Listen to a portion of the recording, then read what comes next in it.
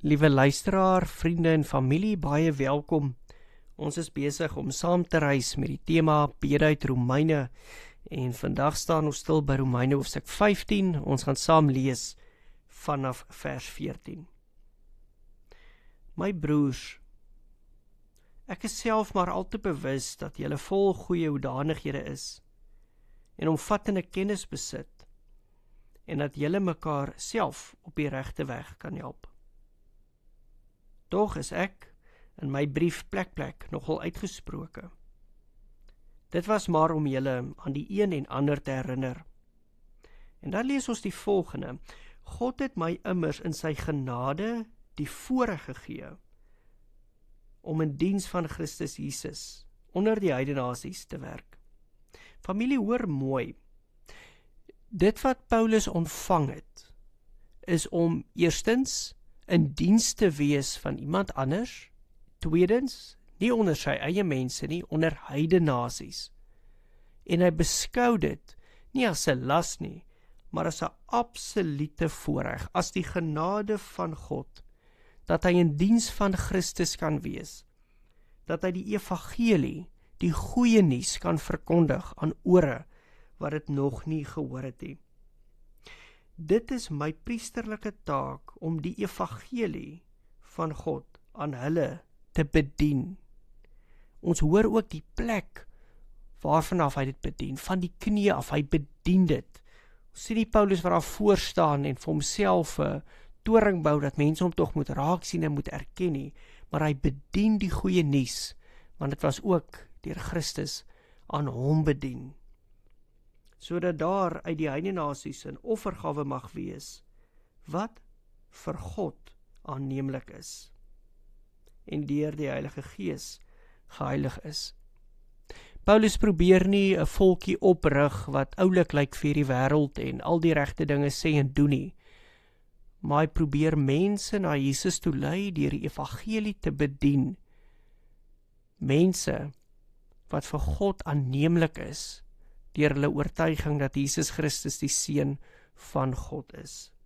Mense wat deur die Heilige Gees geheilig is, waardig geag word deur hulle geloof in Jesus Christus. Ek wonder nogal, wat is ons passies in die lewe? Ons hoor dat Paulus baie passievol is oor dit wat hy doen.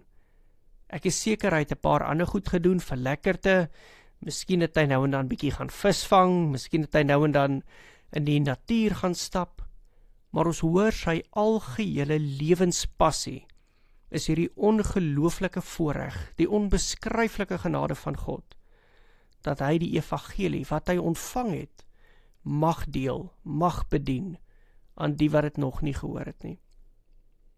As ons vir onsself vra, wat is ons eie lewenspassies, dan kan ons klomp opnoem, maar ek wonder nogal of ons dieselfde hoofpassie, hooffokus deel as Paulus.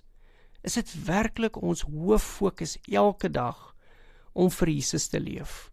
Is dit werklik die toppunt van ons vreugde en geluk om te sien dat iemand sy hart vir die Here gee?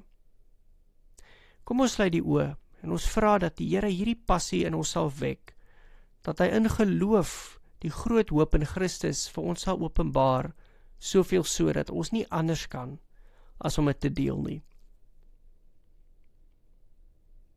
Here Jesus, ons erken en ons bely dat ons passies dikwels so wêreld van aard is, so van stof gemaak is.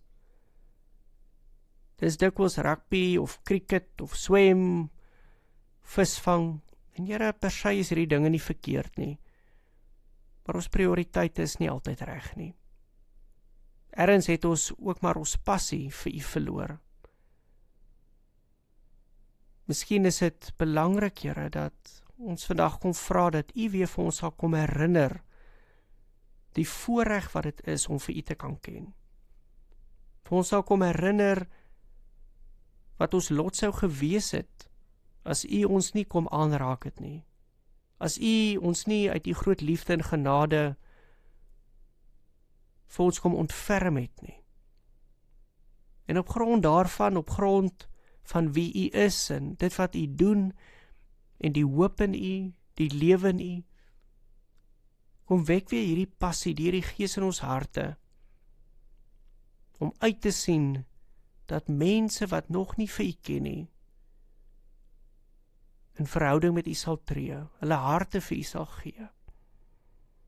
Natuurlik bid ons vir ore wat nog nie die evangelie gehoor het nie, maar ons bid ook vir die ore wat dit so gereeld hoor, maar hulle harte is net nie ontvanklik daarvoor nie. Hulle harte is versteen. Vader, wees hulle genadig. Ons bid vir hulle, ons vra dat U sal deurbreek.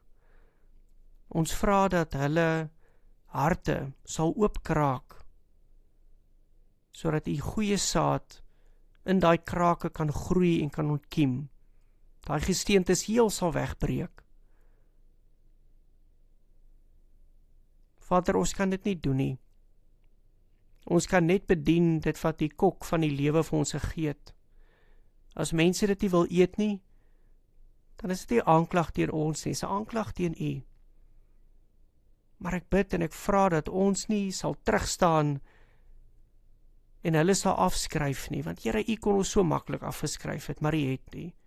Help ons om al te meer aan te hou, al te meer die goeie saad te saai, al te meer nat te maak. Dankie dat ons weet dat U 'n God van groot genade en liefde is. Ons bid dit oor die wat nog ver is. Ons vra dat U ons sal gebruik om daar in die donkerte die lig te bedien. Hierdie passie, hierdie opgewondenheid kan ons nie in onsself opwek nie. Dis wat U vir ons kom gee. Deurdat ons geestes ook kan sien waarop hy groot hoop uitloop. Deurdat ons kan glo dat U reeds die oorwinning behaal het. Dat ons kan beleef hoe ver en wyd en diep en hoog die liefde van Jesus strek.